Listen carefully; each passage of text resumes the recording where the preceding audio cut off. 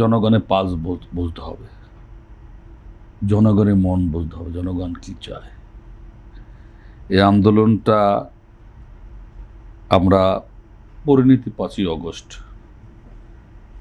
এটা দীর্ঘদিন আওয়ামী লীগ ভোটের অধিকার ক্ষুণ্ণ করেছিল।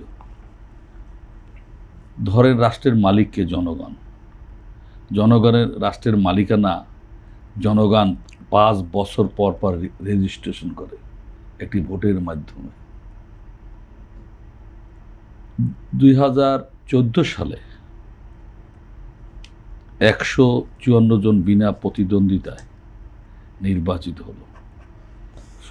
সংবিধানে সুস্পষ্টভাবে আছে নির্বাচন হতে হবে প্রতিদ্বন্দ্বিতাপূর্ণ, ফ্রি, ফেয়ার অ্যান্ড ক্রেডিবল। আমাদের দেশে, আমাদের মধ্যে তৃতীয় বিশ্বের দেশে 114 জন নির্বাচিত হয় বিনা এটা কখনো হয় না। এ কারণেই বললাম, সেদিন যদি বিতাড়িত ফ্যাসিস্ট সরকার সুষ্ঠু নির্বাচন ব্যবস্থা করলে আমরা একসাথে যারা ফ্যাসিস্টের বিরুদ্ধে আন্দোলন করছি ভোটের অধিকার প্রতিষ্ঠার জন্য, আমি 14-18 পূর্বে কথা বলতেছি, নির্বাচন ব্যবস্থাটা ভেঙে দিয়েছিল। তারা জনগণের পালস বুঝতে পারেনি। যদি 14তে একটা সুস্থ নির্বাচন হতো, আমরা নির্বাচনে অংশগ্রহণ করতাম। হয় জামাত বিএনপি জোট ক্ষমতায় আসতো, তা না হলে আওয়ামী লীগ ক্ষমতায় থাকলে আমরা বিরোধী দলে থাকতাম, অর্থাৎ আমরা এই জোট ক্ষমতায় থাকলে আওয়ামী লীগ বিরোধী দলে থাকতো। এই তো হতো দেশের চিত্র। 24 তো আসতো না, 24 এত শহীদ হতো না, এত মানুষ পঙ্গুত্ব জীবনযাপন করতো না। আমি সেটাই বলছি যে ঠিক তেমনি ভাবে 1970-এর নির্বাচনে আওয়ামী লীগ নিরঙ্কুশ সংখ্যাগরিষ্ঠতা পেয়েছে। সেদিন যদি পাকিস্তানি ইয়াহিয়া সরকার জনগণের ভোটের রায়ের প্রতি শ্রদ্ধা দেখে যদি সংঘাত করে রাষ্ট্রীয় ক্ষমতা, রাষ্ট্রের পরিচালনার ভার আওয়ামী লীগের পত্তায়, শেখ মুজিব হতেন অবিভক্ত পাকিস্তানের প্রধানমন্ত্রী, তো সেটা করতেন, পাকিস্তান ভাগ হতো না। একদম সোজা কথা, একদম সোজা কথা। এখানে অন্য 9-6 কথা নাই। ঠিক তেমনি 18 সনে আমরা ইলেকশনে যাইনি, আপনারা বুদ্ধিজীবী সমাজ বলেছেন আপনারা নির্বাচনে যেতেন। দেশ বিদেশ, Europe union, America, Britain, Canada বলছেন আপনারা ইলেকশনে যেতেন। 18 সনে আমরা জামাত সহ মহাজোট করে নির্বাচনে অংশগ্রহণ করেছিলাম। সেই নির্বাচন কি হয়েছে ইতিহাসে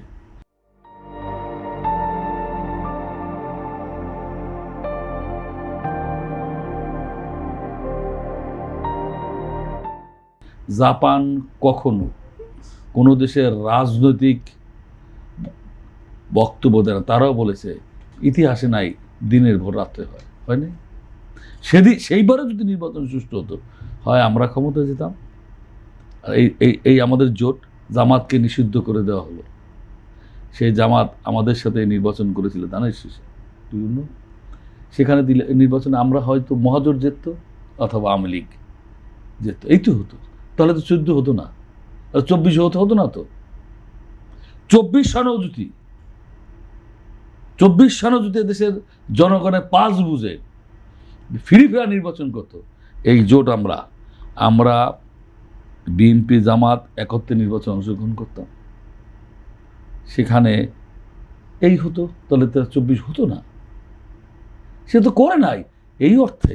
আর যার কারণেই এত বড় একটা দলের সকলকে পালিয়ে যেতে হয়, নিষিদ্ধ হয়েছে, এটা বুঝতে হবে। আর একটা জিনিস, সেটা আমি একটা ছোট্ট প্রশ্ন করি, তাহলে কি বিএনপি, জামাত এবং এনসিপি বর্তমান যে রাজনৈতিক দলগুলো আছে, তারা কি আওয়ামী লীগের মতো কোনো ভুল পথে হাঁটছে কিনা? আমি এখানে এটাই বলতে চাই। জি, এটা আমি বলে আবার ওই জুলাই থেকে শিক্ষা নিতে হবে এদের, যাতে এই পরিণতি না নিতে হয়। সেটা বিএনপি বলেন, জামাত বলেন, এনসিপি বলেন। বিশেষ করে যারা এনসিপিদের বলবো, এরা নতুন দল, আমি তাদের প্রতি শ্রদ্ধা রেখেই বলি, তাদের কিন্তু এই 24 জুলাই 5ই অগস্ট যদি না হতো, তাদেরকে আমরা কেউ চিনতাম না। আগে কিন্তু ছাত্রলীগের নেতৃত্ব দিচ্ছে, ছাত্র শিবিরের নেতৃত্ব দিচ্ছে, ছাত্র দলের নেতৃত্ব দিচ্ছে, তাদের নেতৃত্ব যেমন 90 যাদের নেতৃত্ব হয়েছে, সবাইকে আমরা চিনতাম। এই ছাত্রলীগের হাবিব, বিএনপি আমানুল্লাহমান, খায়রুল কবির, এদের সবাই চিনত। এদের তো আমি তো এই দলের একজন 48 বছরের কর্মী, আমি তো এদের চিনলাম না। তো তাদেরকেও বুঝতে হবে। আসাম আব্দুর রহমান, শাহজাহান শাহ, নুরাম সিদ্দিকী, এদের মতো লোক কিন্তু হারিয়ে গিয়েছে। স্বাধীনতা বা শেখ মুজিবের ঘুমকে হারাম করে ফেলেছিল। 69 গণ-অভ্যুত্থান এদের নেতৃত্ব হয়েছে। ঢাকা বিশ্ববিদ্যালয়ের 4 খলিফা, তাদের সবাই চিনতে পাগল তাদের নামে। মাহমুদুর রহমান মান্না, ঢাকা বিশ্ববিদ্যালয় আখতারুজ্জামান 2বার দুইবার জিএস নাই। তো এখান থেকে শিক্ষা নিতে আমি এটা বলি, আমার একটা সর্বশেষ রাজনৈতিক নেতাদের উদ্দেশ্যে বলা, জনগণের পালস বুঝে বিগত 25 বছরে পৃথিবীতে রেডিক্যালি এটা চেঞ্জ হয়েছে। খাবারের চেঞ্জ, রুচির চেঞ্জ, আপনার অর্থনীতির রাজনৈতিক চেঞ্জ। আপনি দেখেন, আপনার নেত্রকোনা বাড়ি, আপনি দেখেন নেত্রকোনা, দেখেন আপনার উপজেলায় গিয়ে দেখেন কফি বিক্রয় গ্রামে, এটা জেলায় কফি বিক্রি হয়নি আগে, এই 70 এরশাদ বিরোধী আন্দোলন হয়নি। সেখানে ঢাকায় যা পাওয়া যায় একটি জেলা লেভেল সেই খাবার সেই শেপ নিয়ে একই জিনিস পাওয়া যায়।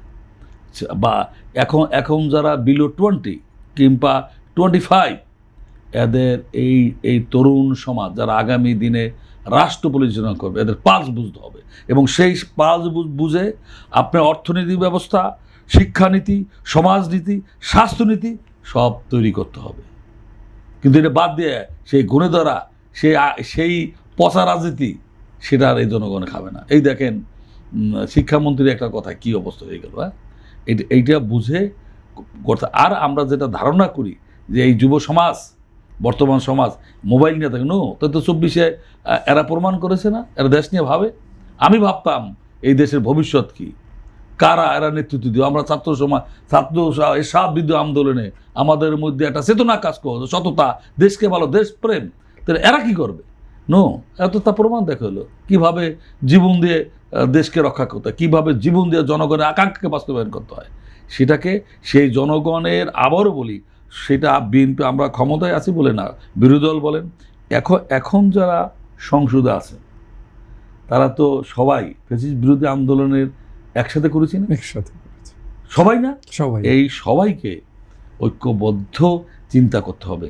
আর যেটা বলেছেন, এই যে আমি যতটুকু বুঝি, জুলাই সনদ বলেন, গণভোট তো হলোই, দেখলেন পারলেই সে ঠিকানা, এগুলার ধারণ করে বিএনপি সামনের দিনে রাষ্ট্রীয় ক্ষমতা, সংসদ পরিচালনা। আপনি দেখেন তো, আপনি রাতারাতি এই 17 বছর চিন্তা করেন, তাকেও আমি এই প্রজন্মের একজন উদীয়মান নেতা মনে করি। অনেক ভোট পেয়েছে তাকে, জনগণ ভোট দিয়েছে তাকে, ভালোবাসে তাকে, তার দলকে ভালোবাসে, তাকেও অ্যাকসেপ্ট করে, তাকে ধরে রাখতে হবে। সেটা কি, আপনি এই দেশে 13 পার্লামেন্ট, এটা তাই না? হ্যাঁ, 13 পার্লামেন্ট। আপনি এই পার্লামেন্ট, এই 13টা পার্লামেন্টে দেখেন তো সেই সময় কি হতো, এখন কিন্তু আপনি বলেন তো, আপনি বলেন এই যে তারেক সাহেব লাস্টের 3টা বক্তব্য দেখেন বাইরে, সে বলছে, দেখ আমার মা অসুস্থ হয়ে পড়ে যাওয়ার পর একটি হসপিটালের নাম বলে নেই, একটি হসপিটালে অ্যাম্বুলেন্স আছে, হসপিটালে অ্যাম্বুলেন্স দেয়নি, নাম বলেন। আমি এটাকে প্রতিশোধ নিতে পারতাম, সেই ক্ষমতা আল্লাহ দিয়েছে, মাকে তো ফিরে পাবো না।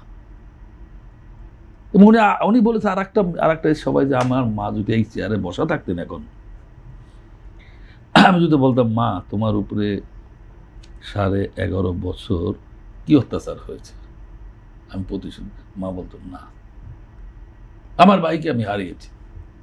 আমার ভাইকেও যদি আমি এই কথা জিজ্ঞেস করতাম, আমার মার মতো আমার ভাই একই উত্তর দিত।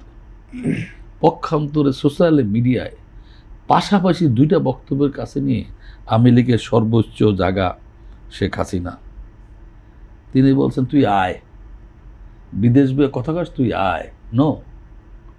এটার একটা সম্মানিত ব্যক্তি তুই আয় কথা বলতে পারে? মানায় না। শেখ মুজিবের মেয়ের মুখে কথা মানায় না। বেগম জিয়ারে বলছে আমি ওরে বাইর করে দিছি, আমি চুপাবো। জেলে ঢুকাই দেবো, জেলে ঢুকার মালিক নি প্রাইম মিনিস্টার, পদ্মা সেতু কোর্ট। থেকে ফেলে দেবে। জেলে ঢুকার মালিক নি প্রাইম মিনিস্টার, কোর্ট। মাননীয় প্রধানমন্ত্রী তারেক সাহেব বলতে পারে নাকি আমি অমকরে জেলে ঢুকাই দেবো? নো, আপনি তো জেলে ঢুকানোর মালিক না। আদালত সেটি না না, আমি কেন বললাম পার্লামেন্টে কি হতো আপনি দেখেন, একবার উনি পার্লামেন্টে তারেক সাহেব দাঁড়িয়ে প্রধানমন্ত্রী হাসিনা বলছে শব্দটা, আমি তো খুশি রে না বলার জন্য। আমরাও তো চাই উনি কি বলছে, রাজনীতি না সংস্কৃতির না যে উনি কি পরিবর্তন হোক। বলছেন, প্রাইম মিনিস্টার বলছে শেখ হাসিনা পালায় না, উনি কি কথাটাই বলতে পারতেন না অন্য হইলে, যে পালান না, কই আছেন আপনি এখন? কি উনি তারেক সাহেব এটা বললে কি আমি আপনি ভালো বলতাম?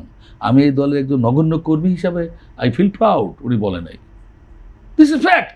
উনি বাংলাদেশে এসে মাটি ছুঁয়ে বক্তৃতা দেওয়ার সময় একবার যাদের কারণে 17.5 বছর দেশের মাটিতে নাই, মাকে হারাইলো, আপনার আপন ভাই সহদরকে হারাইলো, কই কিন্তু বল, দিস ইজ ফ্যাক্ট, যেটা নেলসন ম্যান্ডেলা করেছিল। আমি নেলসন ম্যান্ডেলার সাথে অনেকে তুলনা করি না। নেলসন ম্যান্ডেলা 26 বছর জেল কাটার পর, নির্বাচিত হওয়ার পর যারা 26 বছর জেল কাটাইছে তাদের দলে থেকে ভাইস প্রেসিডেন্ট বানাইছে। This is politics. আপনার কাছ থেকে আমি ভালোটুকু শিখে যাব, এখানে একটা খারাপ আচরণ করে ওটা শিখবো না। আমি দেখবো আমি সর্বশেষ আমার জেলায় বয় বৃদ্ধ একজন নেতা হাঁটতে পারে না, এসে আমার লিফটের কাছে, আমি ভাই আপনি যান, বা আপনি যান, আমি ওনার কাছে গিয়ে শিখে রাখছি। আমি 2-1 বার ভুল করলে এখন একদম গরিব রিক্সাওয়ালা আসলে আমি লিফটের কাছে গিয়ে তার আগে দিয়েছি। This is our politics.